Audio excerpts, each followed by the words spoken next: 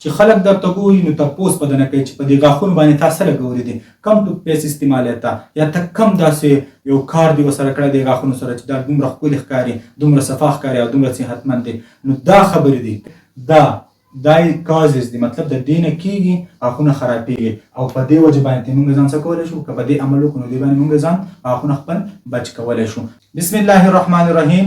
نن به موږ لیکچر اخلو د ټوت ډیکې، مطلب د غاښونه خرابېدل او اورل هایجین، مطلب چې موږ د خپل غاښونو او د خپلې خولې هایجین صفاوالی په کومه طریقه باندې موږ ساتلی شو، هغه دلته مالیز کړي، دا به وایو. ټول مخکې راځو کازز، مطلب وجې څه دي، زموږ غاښونه ولې ورو ورو خرابېږي، خلک پرې خوراک نشي خوړی، وایي خوراک خورم په جواب باندې مې درد راځي، غاښونه مې درد کوي، غاښونو کې مې هوا راځي، غاښونه چې دي هغه زنګ نیولی خراب شوي، غاښونه ورو ورو خرابېږي، ورو ورو خرابېږي. د هغې وجه سره هغه وجه چې کوم ده هغه دی شوګر. شوګر موږ یوازې چینی ته نه وایو، کومه چې موږ په کور کې استعمالوو د ګنینې چې هغه چینی یوازې نه. په ساینس کې چې موږ شوګر زیاتوو د هغې مطلب دا چې ټول چینیانې ورته موږ په پښتو کې ویلی شو، مختلف قسم مختلف خوراکونو کې مختلف قسم شوګر موجود دي. دا شوګر چې کله هم په دې خوراک کې حاصل کړو نو هغه د بکټیریا په ذریعه او د فرمنټیشن طریقه باندې هغه اسید مطلب تیزابو ته بدلیږي. بکټیریا څه شی دی؟ بکټیریا یو داسې وړوکی ارګانیزم دی، یو داسې وړوکی جاندار دی، زنده سری دی، وړوکی چې په سترګو په نظر باندې نه راځي، ښه هم کیدی شي بد هم کیدی شي، دواړه قسم بکټیریا موجود دي. فرمنټیشن څه ته وایي؟ فرمنټیشن دې ته وایي چې دا خوراک چې موږ وخورو په دې کې شوګر موجود دي او دا بکټیریا دا جاندار چې کوم دی دا وړوکی د اکسیجن بغیر موجود دی، مطلب اکسیجن نه استعمالوي، د اکسیجن نه بغیر دا شوګر مات کی او څه ته بدل کی اسیډز، مطلب تیزابو ته بدل کی، نو دې ته وایي فرمنټیشن. اکسیجن څه ته وایي؟ مطلب کم سا چې موږ اخلو د کم یو ګیس موږ راکاږو، اکسیجن ګیس راکاږو، نو دا هغه اکسیجن نه استعمالولو سره بکټیریا دا شوګر چې په فوډ په خوراک کې موجود دی هغه مات کی او څه ته بدل کی اسیډ، مطلب تیزاب ته، او دا تیزاب چې کوم دی دا زموږ غاښونه بیا ورو ورو ورو څه کوي؟ خرابوي. تاسو خو مین خبره زده کړه چې د شوګر د لاسه اسید جوړیږي او بکټیریا جوړه د فرمنټیشن په طریقه باندې جوړي.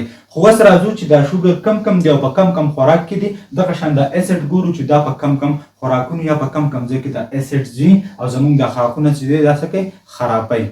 د ټولو مخکې راځو شوګر له. اولنی زموږ سره دی ګلوکوز.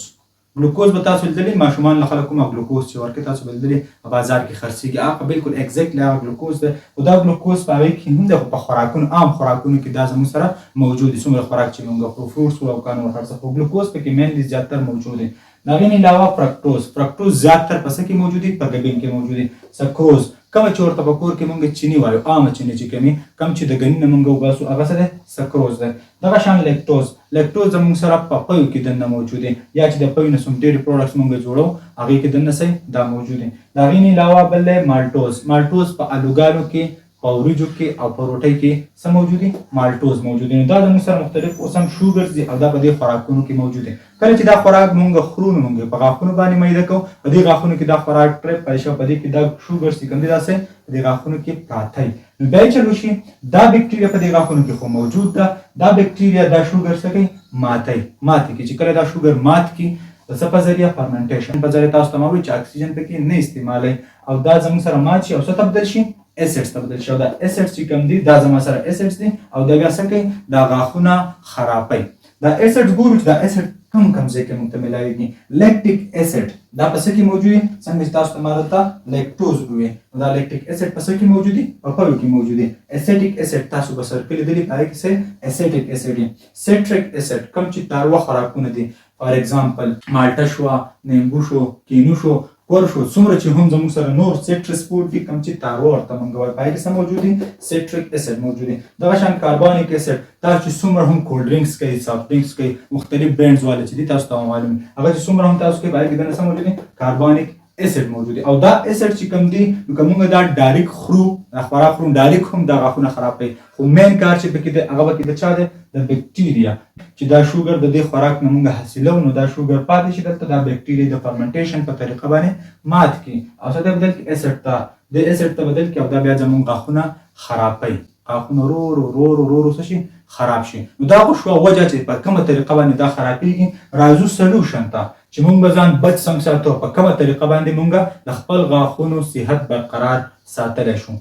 اولنۍ خبره خو موږ سره دا ده چې موږ د ورځې کم سے کم 2 پیرې غاښونه صفا کوو، هغه په دې طریقه چې ماسوتن د روټۍ نه پس غاښونه موږ څه کوو صفا کوو، او سهار د ناشتې نه 10-15 منټ پس چې موږ د غاښونه خپل څه کوو صفا کوو. نو دا اولنۍ کنډیشن دی چې موږ د خپل غاښونو صحت برقرار وساتو. دویم چې کم دا خواږه خوراکونه دي چې د دې نه موږ نور بیا څه کوو قرار شو، فار اگزامپل چاکلیټونه د ماشومان ډېر خو بلکې نن سبا خو ماشومان او لوی ټول د چاکلیټونه هر څه خوري. د دې نه علاوه چیکې موږ خواږه ډېر استعمالوو، د هغې نه ځان ساتل پکار دی. او په چیکې یو بل کیمیکل دی هغه هم غاښونه څه کوي خرابوي، او بکټیریا چې د هغه بیا ورو ورو سیوا کېږي د هغې د لاسه. نو چای شو، خوږ چای شو، د هغې نه علاوه چاکلیټونه شو، او د هغې نه علاوه دا کولډ ډرینکس او سافټ ډرینکس چې دي څومره چې تاسو دا کولډ ډرینکس نه که پیپسي دی او که ډیو دی او که هر یو برانډ والا دی په ټولو کې زموږ سره څه موجود دي شوګر موجود دی، او د هغې نه علاوه کاربونیک اسید دلته موږ ویلو دا کاربونیک اسید په څه کې موجود دي په کولډ ډرینکس کې موجود دي. د دې نه علاوه اولنۍ خبره 2 ټیمه موږ سره غاښونو صفایي شوه برش باندې. بیا کوم چې خواږه خوراکونه دي او کوم پیپسیان وغیره دي هغې نه موږ څه کوو کمو به. ما ته پته ده چې تاسو دا ختمول نه مکمل بندولی نه شئ، خو کم سې کم کمې کړئ چې څومره یې کمولی شئ. که هغه خواږه خوراکونه دي او که دا کولډ ډرینکس سافټ ډرینکس دا څه کوئ کم کړئ چې څومره هم تاسو کمولی شئ. د دې نه علاوه چې کله هم تاسو خوراک وخورئ نو ښه خبر دا ده دا خو اسان کار ده چې موږ اوبه راوالو او خوله څه کړو کنګال کړو، خوله مکمل کنګال شي نو څومره کیمیکل چې په هغې کې موجود دي زیات هغه څه شي بهر راوځي. که څومره پاتې شي نو هغه هسې تاسو ته ما وویل چې هغه موږ څه کوو 2 ټیمه به ټوتپیسټ کوې نو هغه څه کېږي ستا غاښونه صفا کېږي. د هغې سره خو چې ته خوراک وخورې اسانه خبر ده چې ته خوله کنګال کړې نو د هغې سره به هم ستا غاښونه صحت برقرار وي. د دې نه علاوه مسواک چې کوم دی هغه ویری امپورټنټ زمونږ دیني طور باندې هم حضور صلی الله علیه وسلم سنت دی، او مسواک چې دی هغه ستا سره هر ټایم اویلیبل وي. که هغه ته مونځ کې د مانځه نه مخکې چې اودس کې هغه ټایم باندې مسواک کولی شي، یا ته خوراک وخورې خوله دې کنګال کړه په هغه ټایم باندې مسواک کولی شي. مسواک ستا سره هر ټایم موجود پکار دی او ته مسواک استعمالوه. نو چې ته کله دا سلوشن باندې فوکس وکړې او دا د دې نه خبر شي چې څه د لاسه کېږي د غاښونه څه د لاسه خرابېږي، او بیا د دې نه هم خبر شي چې زه به د هغې نه ځان څنګه بچ کوم، نو ستا غاښونه په دې دواړو خبرو چې تعامل وکړو نو ستا غاښونو صحت به برقرار وي، او ستا چې کله خوراک خورې نو جامه چې کوم دا به دې بیا نه خوږېږي، ستا غاښونو کې به هوا نه راځي، ستا غاښونه چې کوم دی هغه بلکل صفا وي. د خپل غاښونو د صحت خیال ساتلو لپاره په دې خبرو کول عمل ډېر زیات ضروري دی. الله حافظ.